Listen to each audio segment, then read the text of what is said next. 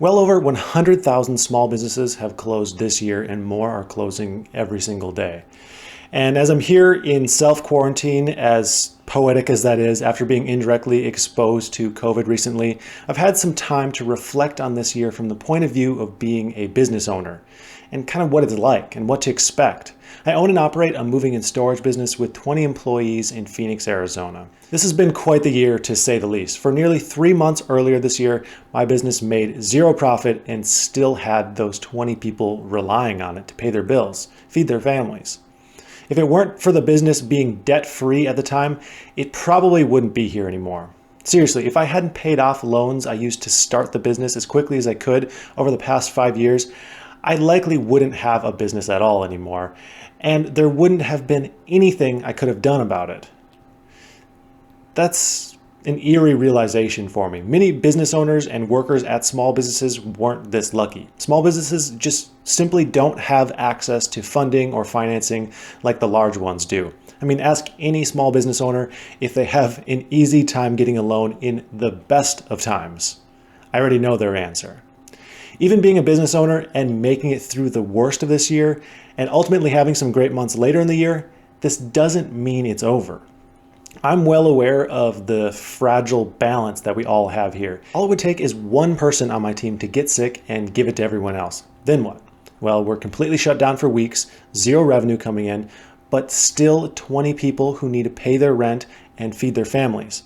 That's a delicate balance, and one that millions of other small business owners across the country are facing.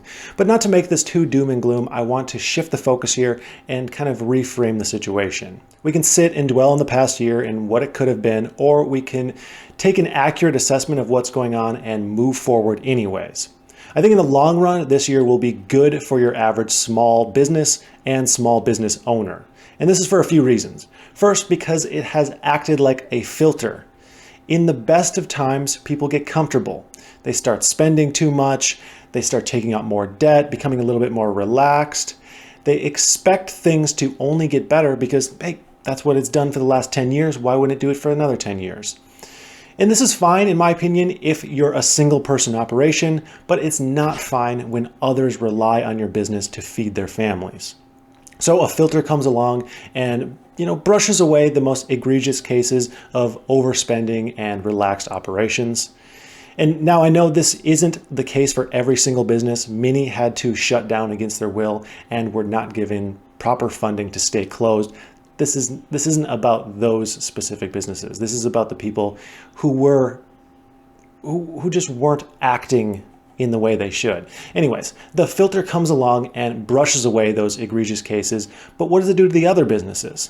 The ones who are in the middle of the road, they offer a good product or service. They have a lean, fairly predictable financial situation. These companies will be hurt for a while, but they'll ultimately be okay. They'll get back to where they were before. But what about the companies who did an extraordinary job before the filter hits? These companies are the lean, profitable, predictable, and reliable ones.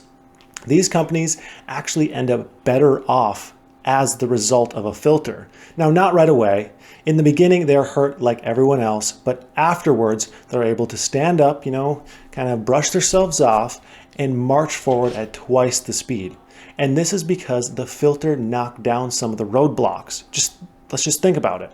Those egregious offenders that we talked about, they're no longer in business, but there's still people who want that product or service.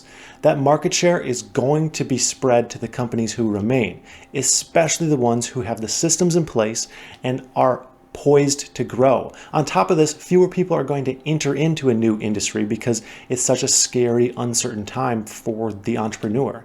Let's say if on average 10 new competitors enter your industry every year, there may only be 3 this year.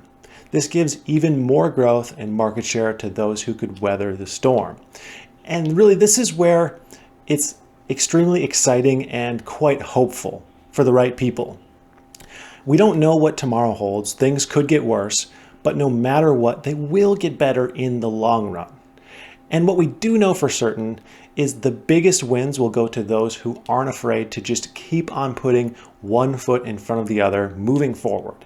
And I really think it's the true entrepreneur's job to understand that things are down now, but there's no choice but to keep on going.